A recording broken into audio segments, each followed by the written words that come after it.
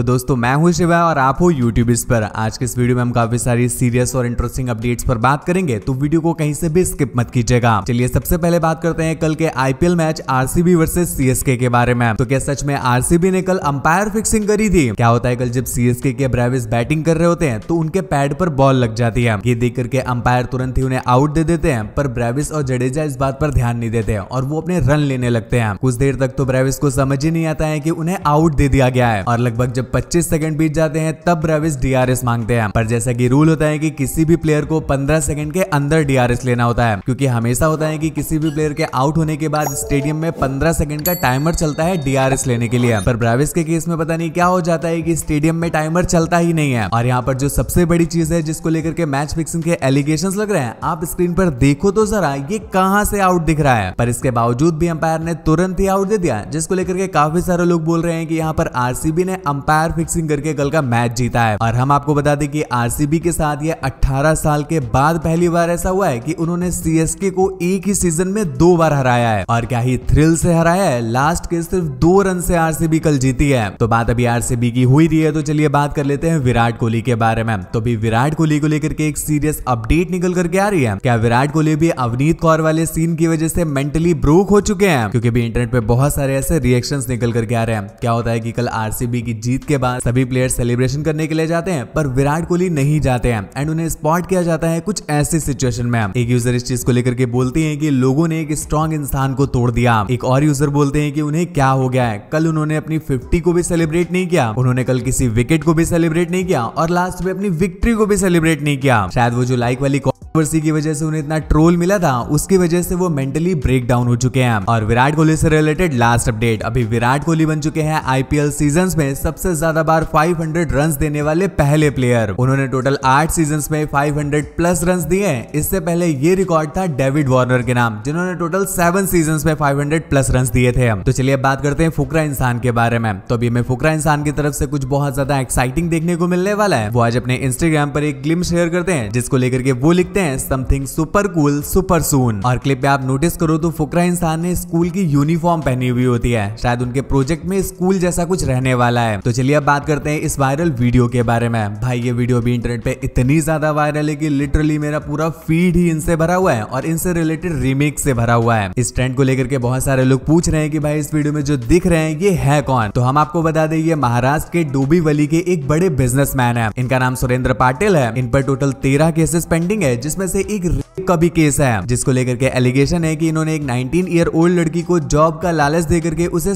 किया और बाद में फिर उसकी वीडियो वायरल करने की धमकी देकर के बार बार किया। बाकी केसेस में लाइसेंस वाली बंदूक का मिस यूज करना, पुलिस स्टेशन के अंदर जाकर के इनअप्रोप्रिएट वीडियो बनाना और भी कुछ चीजें रजिस्टर हैं। तो चलिए अब बात करते हैं अपूर्वा मखीजा के बारे में। तो अभी अपूर्वा मखीजा इस चीज को लेकर के काफी ज्यादा इमोशनल हो जाती है। दोस्तों आपको याद ही होगा अपूर्वा मखीजा की कॉन्ट्रोवर्सी हुई थी इंडियाज गॉट टैलेंट में। और ये हुई कैसी थी? जब एक बंदे ने उन पर सेंसिटिव कमेंट पास कर दिया था, जिसके बाद अपूर्वा मखीजा ने भी उन्हें रिप्लाई दिया था और इस वजह से वो काफी बुरी तरह से फंस गई थी। कल उनका एक पॉडकास्ट आउट होता है जहां पर वो इस चीज को कॉल आउट करते हुए बोलती हैं, सब लोगों ने मुझ पर आउटरीच किया, मुझे ट्रोल किया, मुझे गालियां वगैरह दी, पर किसी ने भी उस बंदे को कुछ नहीं कहा। वो और भी काफी सारी चीजें बोलती है। मैं आपको छोटी सी क्लिप दिखाता हूँ, आप देखो जरा। स्टेटमेंट आपकी जो वायरल गई थी, it was in response to something very misogynist and sexist that was said on the show. उस लड़के के बारे में कुछ आउटरीच नहीं थी। Is this the first time in this country when there hasn't been an outrage against a man who did a woman wrong?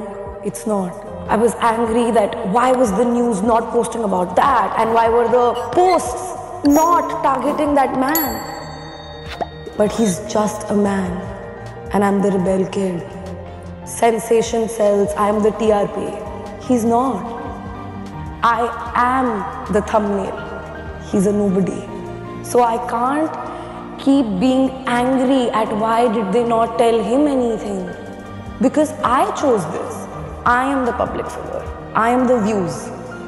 And he's just a man. चलिए अब बात करते हैं पाकिस्तानी यूट्यूबर सैयद अजान के बारे में। दोस्तों आपको याद होगा हमने एक दिन पहले वाली वीडियो में भी इनके बारे में बात करी थी। ये इंडियंस और हिंदूज को बिल्कुल भी पसंद नहीं करते हैं और ऑलमोस्ट सारी वीडियो उनके अगेंस्ट में ही बनाते हैं। तो अभी इस चीज को लेकर के सम्राट भाई ने ऑनलाइन एक प्रोटेस्ट स्टार्ट किया था, जिसमें उन्होंने अपने फैंस से अपील किया था कि ज्यादा से ज्यादा लोग सेंट्रल गवर्नमेंट को टैग करके उन पर प्रेशर बनाएं और सैयद अजान का यूट्यूब चैनल इंडिया में बैन करवाएं। फाइनली इस चीज को लेकर के गुड न्यूज निकल करके आ रही है। सैयद अजान का ना खाली यूट्यूब चैनल बाकी उनके जितने भी सोशल मीडिया अकाउंट हैं वो इंडिया में बैन कर दिए गए हैं। सम्राट भाई भी इस चीज को लेकर के अपडेट देते हैं, वो क्या कुछ बोलते हैं मैं आपको छोटी सी क्लिप दिखाता हूँ, आप देखो जरा। जस्ट होके उठा और अभी मैंने डीएम चेक करे मेरे ट्विटर पे, इंस्टा पे मुझे लोगों ने बताया कि 2 दिन पहले हमने जो इनिशिएटिव लिया था एक व्यक्ति के बारे में, जी मैं सैयद अजन की बात कर रहा हूँ, हमने जैसा इनिशिएटिव लिया था ट्विटर पे जैसे लिखा था कि इस व्यक्ति के अकाउंट को विथहोल्ड करना चाहिए गवर्नमेंट को, गवर्नमेंट ने उसके अकाउंट को विथहोल्ड कर दिया है आज की डेट में।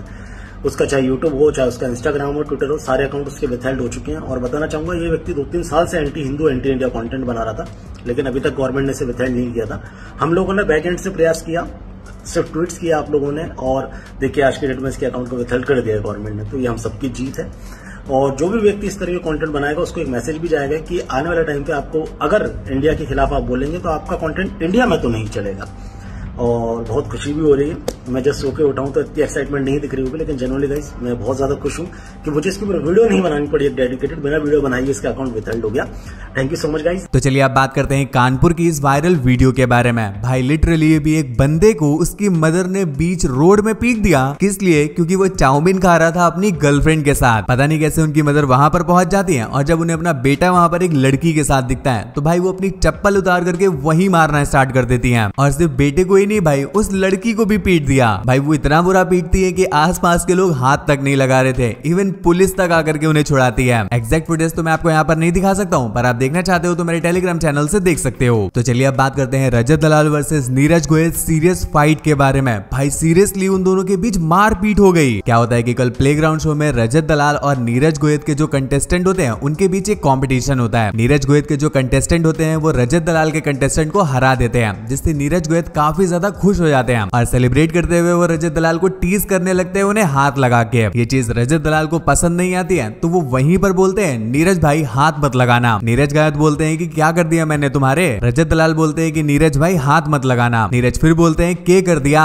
वो बोलते हैं कि हाथ मत लगाना। नीरज बोलते हैं रे के कर दिया? रजत दलाल बोलते हैं आराम से जो भी है बोल रहा हूँ हाथ मत लगाना। आप अपने सेलिब्रेट करो, बढ़िया करो, बस हाथ मत लगाना। आगे और भी कंटेस्टेंट है, बढ़िया फाइट होगी, पर हाथ मत लगाना। नीरज बोलते हैं भाई ये खाम का हवाबाजी, मैंने कुछ कहा? ये सुनकर के रजत दलाल भड़क जाते हैं और वो नीरज को एक जोरदार धक्का देते हैं और बोलते हैं ले देख लगा दिया हाथ। इसके बाद वो दोनों एक दूसरे को धक्का देने लगते हैं एंड आसपास के जो कंटेस्टेंट होते हैं वो उन्हें रोक रहे होते हैं। नीरज गायत बोलते हैं तुझे 2 मिनट में बना दूंगा, के चक्कर में है तू? रजत दलाल उन्हें धक्का दे रहे होते हैं और बोलते हैं ले बनाऊं तुझे बॉक्सर। इसके बाद तो भाई नीरज गायत जो होते हैं वो रजत दलाल की गर्दन ही पकड़ लेते हैं और इसके बाद सीधा उनकी गर्दन पे चढ़ जाते हैं। पीछे से फुकरा इंसान बाउंसर्स को बुला रहे होते हैं और बोल रहे होते हैं कि प्लीज लड़ाई मत करो, बाउंसर्स लोग इन्हें रोको, पर वो दोनों किसी के सुनने का नाम ही नहीं ले रहे होते हैं। लिटरली दोनों ने एक दूसरे की गर्दन जकड़ी हुई होती है। किसी तरह से बहुत सारे लोग आते हैं और उन्हें अलग करते हैं। इसके बाद रजत दलाल बोलते हैं कि कब से कह रहा हूँ कि हाथ मत लगा, खेल खेल में, पर फिर भी हाथ लगाया जा रहा है, ले साढ़े बना दिया ना तुझे बॉक्सर। जिसके बाद रजत दलाल उन्हें कुछ गालियां वगैरह भी दे देते हैं। ये सुनकर के नीरज गोयल भड़क जाते हैं और वो बोलते हैं अरे बात सुन ले, गाली मत दे दिए, मैंने तुझे एक भी बार गाली नहीं दी है तो तू भी गाली मत दे। रजत दलाल बोलते हैं हो गई बॉक्सिंग, भाग गया कोने में, मिल गई बॉक्सिंग तुझे, प्यार से जब बोल रहा हूँ कि खेल तो हाथ क्यों मार रहा है? रजत दलाल बोलते हैं बात बात पे बॉक्सिंग क्या करता है, ले मिल गया ना प्रसाद। नीरज गोयल बोलते हैं तुझे मिला ना प्रसाद, तुझे मिला ना। रजत दलाल बोलते हैं कि भाई ये सो मेंटर्स का नहीं है, कंटेस्टेंट का है, तो बात बात पे हाथ क्यों दे रहा है? और ये बोल करके वो फिर गाली दे देते हैं, जिस पर नीरज गोयल बोलते हैं तू फिर गाली दे रहा है, तू गाली मत दे, मैं कह रहा हूँ तू गाली मत दे,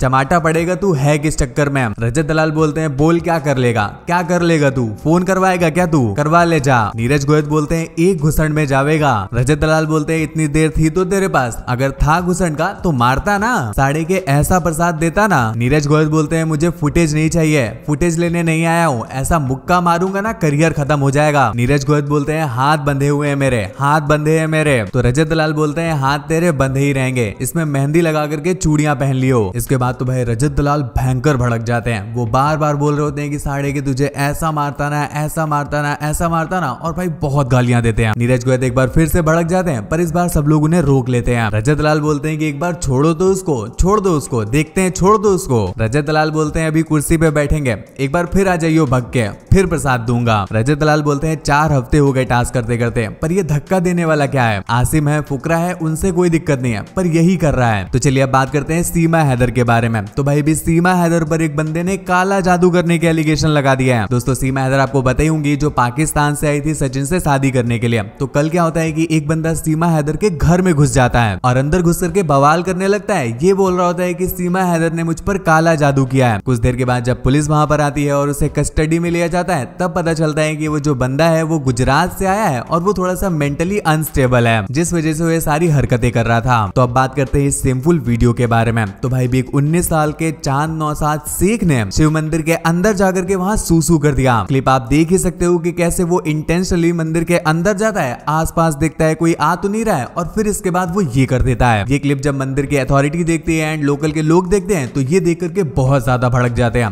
इसके बाद वो चांद नौसाद शेख और उसके फादर को बहुत पीटते हैं और फिर पुलिस को दे देते हैं। इस चीज को लेकर के भी इंटरनेट पे लोग बहुत भयंकर भड़के हुए हैं एंड वो एक स्ट्रिक्ट एक्शन की डिमांड कर रहे हैं। तो चलिए अब बात करते हैं सोनू निगम के बारे में। तो दोस्तों जैसे कि हमने आपको कल की वीडियो में बताया था, सोनू निगम पर अभी FIR रजिस्टर हो गई थी कर्नाटका में उनके वो पहलगाम वाले स्टेटमेंट को लेकर के। जो रिपोर्ट्स निकल करके आ रही थी कि एक स्टूडेंट सोनू निगम से बोल रहा होता है कि आप कनाडा में गाना गाओ, तो सोनू निगम बोलते हैं कि पहलगाम में जो हुआ है उसका रीजन यही है। जिसके बाद प्रो कनाडा ऑर्गेनाइजेशन की तरफ से उनके अगेंस्ट FIR रजिस्टर हो जाती है। तो फाइनली भी इस चीज पर सोनू निगम का रिप्लाई आ चुका है। एक होता है कन्नडा कन्नडा कन्नडा कन्नडा कन्नडा और एक होता है कन्नडा कन्नडा कन्नडा।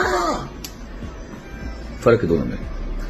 सिर्फ 4-5 गुंडे टाइप थे जो वहां पे चिल्ला रहे थे। उनको इनफैक्ट वहां के हजारों लोग मना भी करते थे, रोका। लड़कियां मुझे याद उनको चिल्ला के बोली थी मत करो ऐसे, डोंट डिस्टर्ब द सीन। उन पांचों को ये बताना और ये याद दिलाना बहुत जरूरी था कि पहलगाम में जब पैंट उतारी गई थी तो भाषा नहीं पूछी गई थी। और कन्नडिगास बहुत ही प्यारे लोग होते हैं। आप लोग कमेंट्स में ये मत सोचिए कि वहां पे कोई ऐसी वेव चल रही है, ऐसा कुछ नहीं है। हर जगह पे 4-5 ऐसे गंदे लोग होते हैं जो हर प्रांत में, आई एम श्योर हर आपके किसी भी स्टेट में होंगे, पर उनको ये याद दिलाना बहुत जरूरी है। You can not allow them to threaten you as an audience. तो अब बात करते हैं एक्टर विजय देवरकोंडा के बारे में। तो अभी विजय देवरकोंडा पर भी FIR हो गई है पहलगाम हमले को एक ट्राइबल क्लैश के साथ कंपेयर करने की वजह से। तो चलिए अब बात करते हैं फ्लाइंग बीस्ट के बारे में। तो आज फ्लाइंग बीस्ट अपने फर्स्ट व्लॉग का एक्सपीरियंस शेयर करते हैं। वो क्या कहते हैं आप देखो जरा। Not many of you might know, flying beast का पहला व्लॉग दिसंबर 2017 में यहीं पे शूट किया था मैंने। And I was here for 1 day and then drone लेके आया था, रूम पे अपने फ्लाई कर रहा था। आई थिंक कोई यही वाला रूम था सामने का और इट क्रैश्ड वॉल पे सीधा धड़ूम जाके क्रैश हुआ था। That was my first vlog. कुछ 1,500 व्यूज़ आए थे उसमें and I am here after so many years. तो वो फीलिंग, मतलब ये जो पाम ट्रीज हैं इनका टाइम लैप्स मैंने लिया था ऐसा हिलते पास, आज GoPro लगाया था बहुत। और उस दिन बारिश हो रही थी। All those memories are rushing back. और लास्ट में बात करते हैं सैफ अली खान के बारे में। तो अभी सैफ अली खान ने रिवील किया जब उन्होंने अपने बेटे तैमूर खान को अपनी ही फिल्म आदि पुरुष दिखाई तो उन्हें उससे सॉरी बोलना पड़ा। वो बोलते हैं कि जब तैमूर आदि पुरुष देख रहा था तो वो अचानक से मेरी तरफ देखने लगा, तो मैंने उससे बोला सॉरी, आज के बाद मैं ऐसा कुछ भी नहीं बनाऊंगा। तो तैमूर ने इस पर बोला ठीक है, इस बार आपको माफ कर दे रहा हूँ। वीडियो में आगे बढ़ने से पहले चलिए चेक करते हैं आपका सोशल मीडिया IQ। क्या आप एक यूट्यूबर की फर्स्ट वीडियो का थंबनेल देख करके उनका नाम गेस कर सकते हो? अगर गेस कर सकते हो तो ये देख करके बताओ। मुझे तो नहीं लगता 99.99% लोग भी इसका सही आंसर गेस कर पाए होंगे, पर अगर आप उन 1% लोगों से और आपने सही आंसर गेस कर लिया है तो नीचे कमेंट्स में बताना, ताकि अगली वीडियो में मैं आपको शाउट आउट दे सकूं। हमारी कल की वीडियो के करेक्ट आंसर्स के शाउट आउट ये स्क्रीन पर रहे। तो दोस्तों बस आज की वीडियो के लिए बस इतना ही। जाने से पहले चैनल को सब्सक्राइब करके बेल आइकन प्रेस कर लीजिएगा ताकि हम आपके साथ डेली ऐसी इंटरेस्टिंग अपडेट शेयर कर सकें।